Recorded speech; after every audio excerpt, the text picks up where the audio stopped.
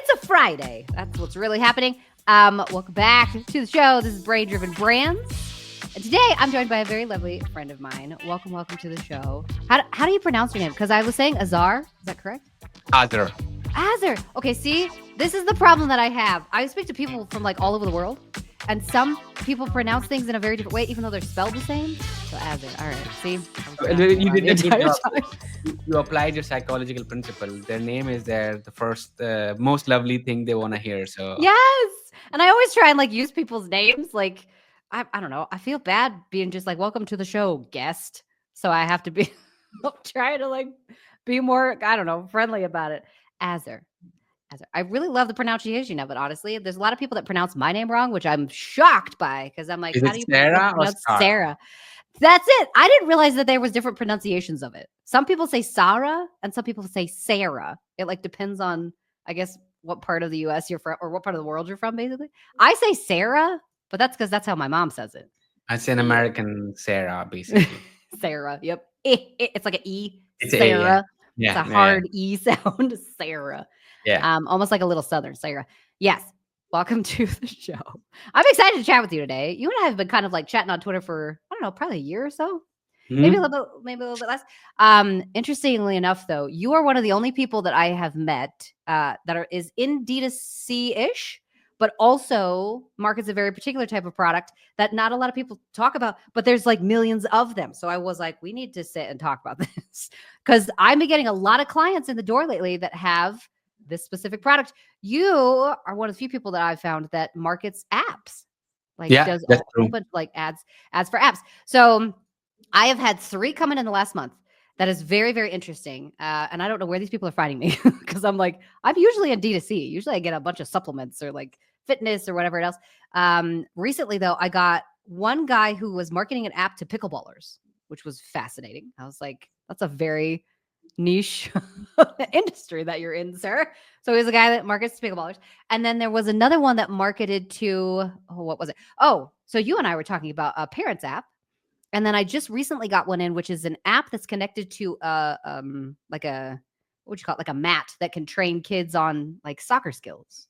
So the Hmm. amount I think of apps that are out there in the industry right now is like like just astronomically high. There are so many apps, not just for I don't know like productivity, which is what I usually use them for, but for all kinds of random stuff. So I want to know. First question for you: what do you see in this industry like being the most difficult part of app marketing?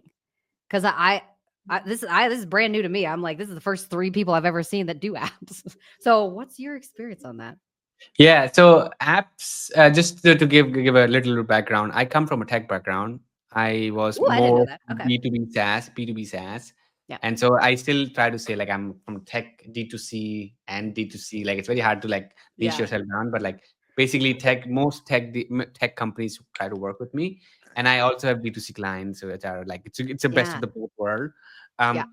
So the background with SaaS really helped. And the thing is, like with the app companies, the things that you have at D2C at your disposal, you don't have it with app companies. Yes. Thank you. I've been saying this for years. It's harder for tech. Yeah. Way Yeah. harder. So, for example, weight loss, you can show somebody's transformation through videos, Yes. through Very before and easily. Yeah. after, through with us, without us. Yeah. But with the apps, you cannot do that. With the Mhm. apps, you cannot show the transformation. Even if you go through it, you cannot show visible Yeah. transformation that is So true. eye popping in front of your feet that you can trust and believe. Yeah. So that's like the biggest problem I have. And the second thing is like if you try to show an ad of an app and write headlines on top, people don't click on it. Yeah. So true. It's so true. I don't know what that is though. There's got to be a psychological like aversion to it. Like just a I don't know, image with headlines on top of it cuz everybody else can do it. You can do it for info products and you could do it for anything that's digital. But for apps in particular, I've noticed this doesn't work. Everybody that came in the door this year was like, we can't get anything to work. Yeah. The thing that actually works, which is the key learning, is the outcomes.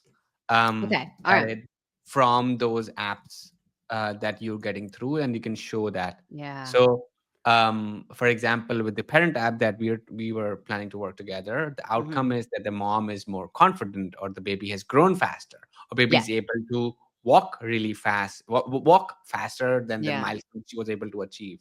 Like those elements of Yeah. after outcomes, by Yeah. using it for certain amount of period of time and then show Yeah. them, is Exactly. something that works really well. So, uh, Hmm. summarize for people, the app with the screen doesn't work. You can't show before and after. The only thing that works is talking about an outcome, Yeah. and that gets you to take an action on it.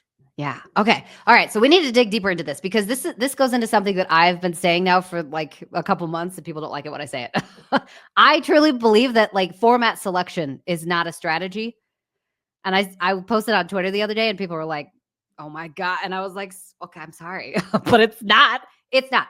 And this right here is the reason why. So in D2C, I think, like you said, it's much easier to just choose a select format, right? So TikTok made me buy it, or like we're just going to do UGC creators. We're going to get an influencer. We're going to do a podcast, like a fake podcast style. That I find really interesting because in D2C, sometimes choosing a new format will bring a new level of growth to the ad account. It's not that case for apps, which is really interesting because, as you said, it's really hard to show a transformation with app use because it's long term. You have to get people hooked on the behavior of actually using the app over and over and over and over and over. Yeah. So, talk to me about this outcome thing. Yeah. Obviously, you can put that into any format, but what type of outcomes are you guys displaying? So let me hold a product. So when I Okay. hold an iPhone case and do this, Yeah. I'm showing you a product, Yeah. right? You can Hmm. clearly get it. Um, what you can do is, for example, for an app company, let's say, that teaches you how to code on the mobile, and you've created an app on an Yeah. app, you can actually do this and then put Yeah. a True. app you have created, Yes. right? Yeah. Yeah. That thing that you just talked about, like, okay, you have created something and you can show that in a visual way, Yeah. works way better. Um, so that is like one key learning I found. Like, you can still show a digital product by some holding Okay. something in your hand Yes. instead of showing a screenshot and telling people to go and buy and click on it. So Yeah. that's like one thing. The Does it answer the question though? Yes. So, okay. So, follow up question to that. So, it sounds like the outcomes that you're showing can be physical. We can show the actual phone, which is fantastic because people need a frame of reference. Second to that, and this is something that I think both D2C and apps can probably take from this particular episode. When we show outcomes or transformations, right, or benefits, features, whatever it is, if it's a physical product, it's pretty easy to show. Here was the before. Here's the physical after. For apps, since what you're actually providing is more of like a psychological advancement, how are you showing that in an ad? Good Is that question. Very hard? good. So there That's is got this. to be hard. That's a good question, and I'll tell you how I do it. So Okay. there are a lot of principle in ad marketing that Mhm. people are not aware of. One Okay. principle is Interesting. that we most of the time use, called exaggeration principle, right? Mm, So I use the exaggeration principle to my benefit. So for this baby app, right? yeah. For this baby app, the biggest problem was for us to show a growth of a baby. And so what I did, I created an AI version of a baby and gave the baby the muscles. Then I'm gonna get shorty in and I'm gonna let her know. All a nigga really need is a little bit. Not a lot, baby girl, just a little bit. As a bodybuilder, as a You body. put like muscles on a baby. I love this. Okay, keep going. I love this.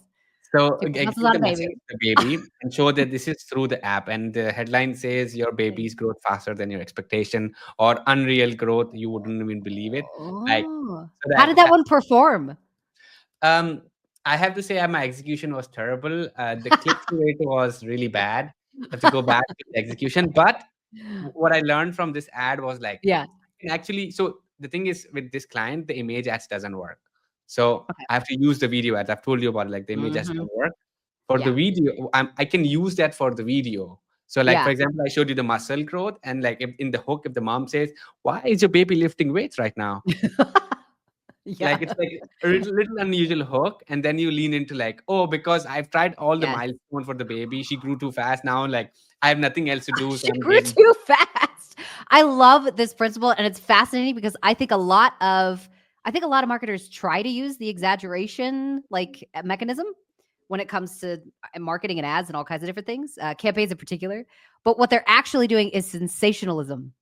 So marketers confuse the two a lot, and it drives me Yeah, absolutely drives talk me to me. crazy. Producer Scotty, it drives me crazy. He loves it when I say that because I say it all the time. It drives me crazy. Sensationalism is basically overinflating one specific piece of something to the point where it's unbelievable. Okay.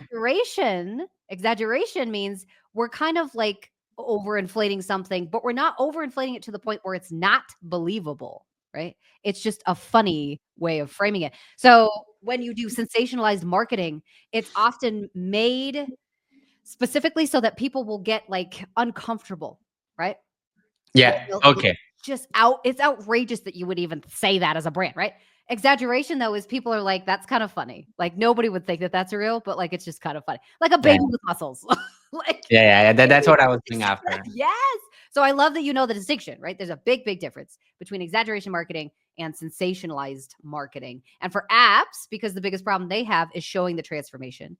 Exaggerating something about the outcome is like brilliant. So I want to go into this particular concept of this muscle. Wait. Let me Yeah. give you more examples so Okay, I'm people ready. can relate to it, because this is the recent idea, I but love the idea that has already worked with this client Ooh, okay. is that the principle of entertaining the baby. That concept is like mommies. Yes, and Like, you and I talked about that. Yes, a ton. so Okay. we have like, I have 3 months old. This guy he does like, so babies cannot sit. They should not sit. No. They should always lie. Yep. This guy, my son, he cries when I don't hold him like that. Oh my So he's like, gosh. I he wants, know. and as soon as the more I entertain him, the more he's like laughing and smiling and everything.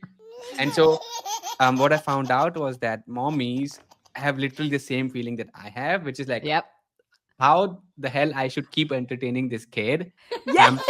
So the one answer is Feel like, that. so ad that worked really well was like becoming a clown, teaching them mathematics, talking about chemistry, Oh, or there's a show that's called so smart. Interesting. Dancing Fruit. There's a show called Dancing Fruit, and Okay, yeah. mommies usually show Dancing Fruit to their babies, which is not recommended.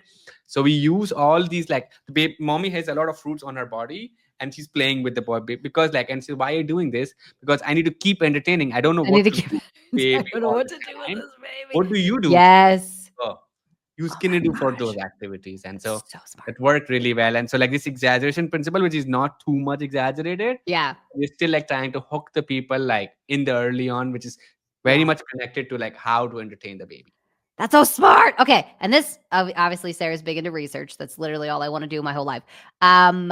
Know your customer, man. And I wouldn't say don't just get to the level, like don't go one level deep, right? Or even 2 levels deep. You need to go like 5 levels deep because for one thing, your particular customer has a problem that she's trying to solve, meaning I don't know what to do with this baby all day long.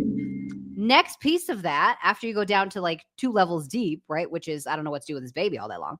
The next level down would be why does that bother her so much? So I would love to know, do you know why it bothers you so much that you don't know what to do with the baby? Why does it bother the baby so much that you need to keep entertaining? No. Why does it bother parents that we don't know what to do? Oh, Why does that good bother question. you? Good question. Yeah. Because you, as a parent, you feel like you're responsible for this new person in your life. Thank you. That you Yes. have to make sure that this person is happy with you, because their expectations matter to you the Yes. most in the world than out of Yep. anybody else. 100%. So now that we've gone those levels deep, we can understand her problem, which is usually where most marketers stop. The problem is, I need to entertain this baby. But the deeper issue that she's having is, I have a deep desire to make sure that my child sees me in a very particular way. Or alternatively, which is probably one that I would probably go after first, I need other people to see that I'm a good mom. I need other people to notice that I play with my baby, that I'm a good dad, that I'm a good mom, that what I'm doing with my child is okay in societal standards. That sounds weird, but that's running in the background, right? So that's the OS that's in the programming underneath all of the problems that they're trying to solve.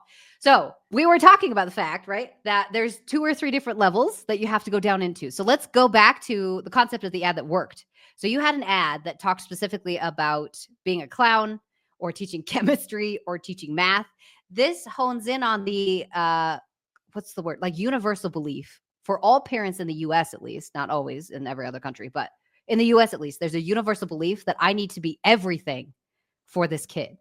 I'm supposed to be a chauffeur. a chef, a therapist, a teacher, a friend, right? Like I'm supposed to be everything because that's what society tells me is I'm supposed to be right now, which is bonkers if we think about it. No parent on the planet should ever have to do that much for their child.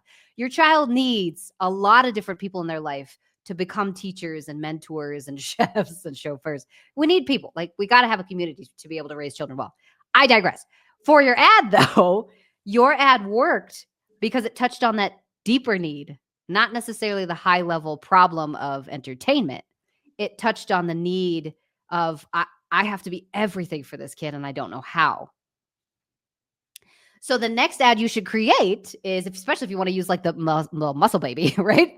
Let's show the baby in many different forms. Let's show a muscle baby. Let's show a scholar baby, maybe a baby with like a graduation hat. Let's show a baby that, I don't know, a baby that does math with an abacus, right? Or something that shows or displays math. And show this baby in several different formats. And then show mom in several different formats. Maybe mom has on like glasses and she's a teacher. You know, maybe mom has, I don't know, like a clipboard and she's a personal trainer. And then at the end of that ad, say very, very clearly to the core belief, you don't have to be everything. You just need this app. Okay, so this is the angle. I tried the first part, which is like Yeah. doctors, lawyers, all those things. For the Maybe baby. become a doctor and very quick Okay. because the app grew you.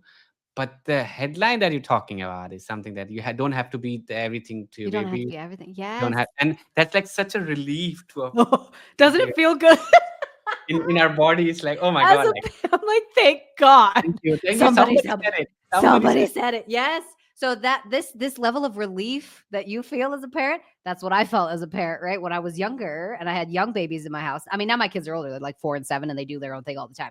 But with babies, it's you're so much pressure. Like parents put a lot of pressure on themselves. I have to be the best at everything I do. Like I have to do homemade purees and we have to breastfeed and we have to make sure this kid's entertained. It's just like parents, whoa, breathe. As somebody that's like on the other side of it now, we don't need to be everything. We just need to do one or two things really, really well, and then invite other people into our ecosystems to help us with the other pieces. So for this app, which I know that your founder is looking at different ways, she's been struggling with like trying to figure out messaging lately. The best thing we can do is talk to the core. Talk to the core, especially with apps, because you can't show transformation very easily. Talk to that core, man. Okay. Whew, this is a good episode. This is a really good one. Is there anything else you want to touch on? We've been going for 20 minutes. Usually these episodes are only 20 minutes. There is a sad reality that I want to touch on. Okay. Is the things that D2C have at their disposal is something the mobile apps don't. Yeah. Which is It's so called holy grail of attribution. So you guys complain about so iOS true. 14. You talk about iOS 14, we don't have data, we're doing storytelling now. Yeah. We don't know what we're looking at. Come to the app, boys. Come to the app, boys. You will see it. Like you don't have any data to work on. Only 13% of the all audience actually accept that we are allowed to track them. And so 13%, like, so you only get 13% data, relatively speaking. Yeah. So we have to rely, what do we have to rely on? CPC.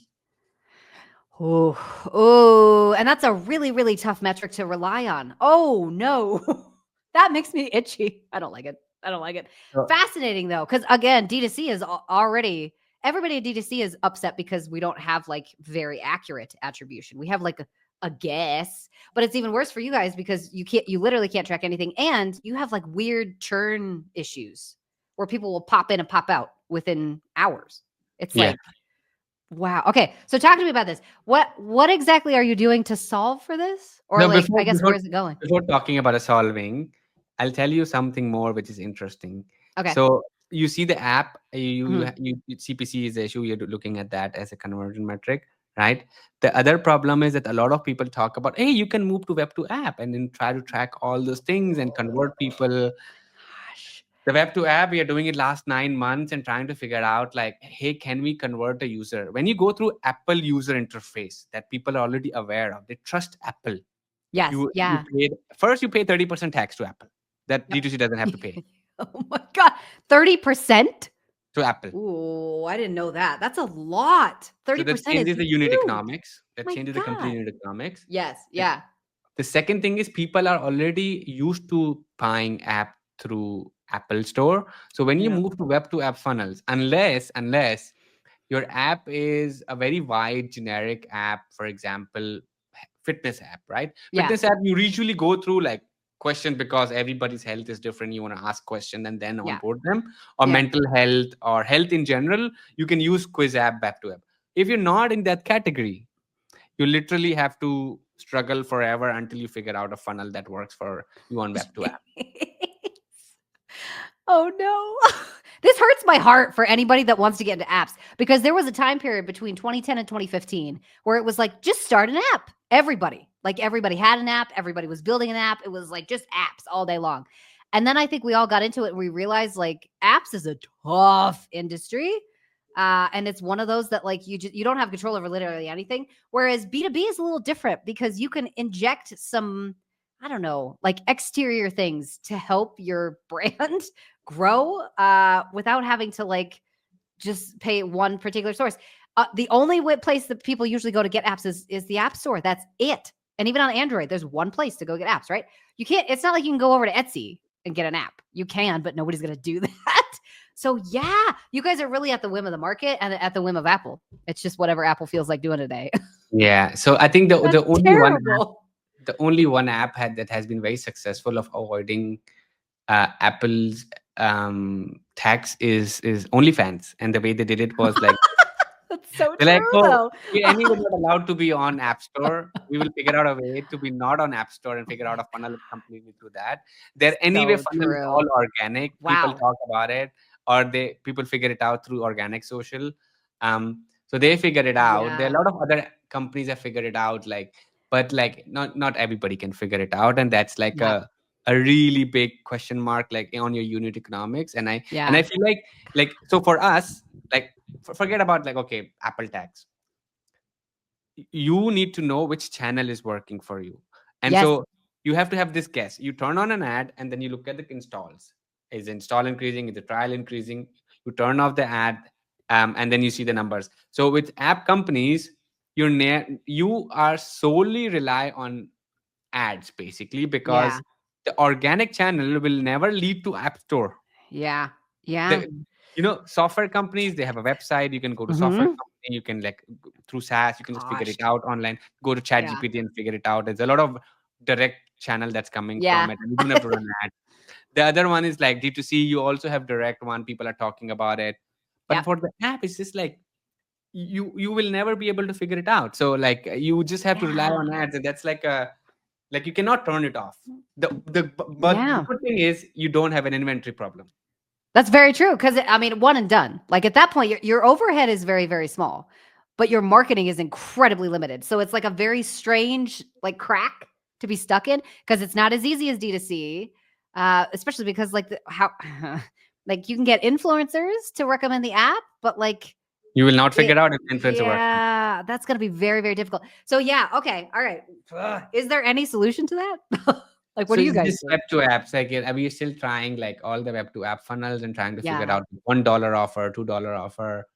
Once you unlock this thing, then you have 30% money in the bank. So yeah, like this is a one investment in your life that is like worth doing it, but yeah. it's not easy. Not everybody get to that point, and yeah, it's just Yeah. like it's part of the Apple's trust and part of Mhm. that Apple's tax that you have to keep paying. So yeah, Gosh, at some point that's should be figured it out if we are smart enough. okay. I'm gonna have you back on the show, and we're gonna talk like deep into, I guess, just app marketing. Because I know today we went more into like avatars and customers and things. But yes, we're gonna have to have more conversation because I find this fascinating. Like apps are really, really interesting. And tech and SaaS in general. It's very difficult to market these things. And really, really hard to keep people in the ecosystems. But there's a ton of behavioral science that you can put in place to make it easier for people to want to stay. We can study the latter app because like that app is freaking crushing. But anyways, we're running out of time on this one. Where can people find you if they want to follow what you do? Um, I think the best way to find me is through my blog or my newsletter. It's called The Performers. It's called Yeah. blog.theperformers.io. And if you respond to my emails, first email or whatever email, I always respond to that. Twitter and LinkedIn are second one, but like it's all crowded there. People write messages, go to other messages, and they figure out if this person is legit or selling me something. So probably just like send me to the newsletter, send me the newsletter, Go to and the newsletter. 100%. If you want to follow what I'm doing anywhere you consume content, I'm at Sarah Levenger. Check out tetherinsights.io. We're doing a lot of consumer research over there, trying to understand the identity, the emotions, all of the things that drive your customers' actual purchasing behavior. That's what we're uncovering at tetherinsights.io. Thank you for coming on the show. You have a gold mine there. You have a gold mine there. Thank you. I would just love to work with you because there's like so many good insights. Like, It's not working with Sarah, who you should be working with. That's my question.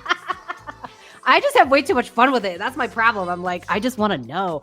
My problem is I'm nosy. That's really what it comes down to. Sarah's like, I just want to know what's happening all the time. And then I made myself a job so I could find out what people are doing. Good hobby to have. So funny. You are the best. This was a lovely episode.